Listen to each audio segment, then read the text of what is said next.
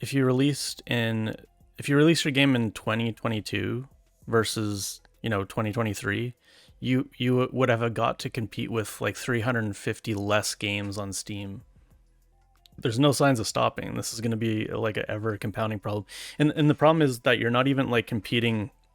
We're just taking a look at this like year to year, but like games have such a long tail. You're not only competing with the games like released in that month in that year. You're competing with every game that has come before it, because there's huge games that have such a long tail, like things like Don't Starve and Terraria and like Factorio and stuff like this, and especially because they put out like new DLC, RimWorld, like all these huge games, right? You're not just competing with those; you're competing with everything that has come before. So it's like it's not even that there's lots of games now. There's just lots of popular games now on top of all the games that are getting released. Yeah, but that's not the case. So somebody brought that up. So you're not somebody said you're not competing with like good games, but take a look at this. Let's say we're only going to look at games that have like 100 reviews. So they're like semi popular and they've been like reviewed by enough people. Let's put our review score to 85. So 85% is like, I think that's like a pretty objectively good score, right? And we sort by release date. Now, if you release your game in October, these are good games. These are objectively good games with like some reviews, right, on Steam. Look at how many games released in October.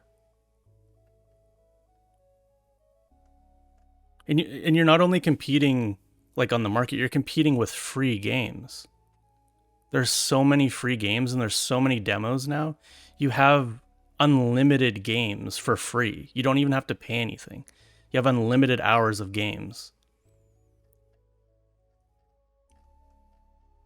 Look at this. Okay, so like you're competing with how many games in October that are like good games? It's like impossible. It's so saturated. So yeah, even if 50% of them are trash, like there's still so many that are not trash. Just by the nature of like the quantity. And like even if we go to, because like let's say just if we go by like a review count of 10, because like there probably is like hidden gems in here, right? And I just go by 10 because that's what Steam uses as like a metric to validate a bunch of stuff. But like look how many games are in October now. Like it's insane.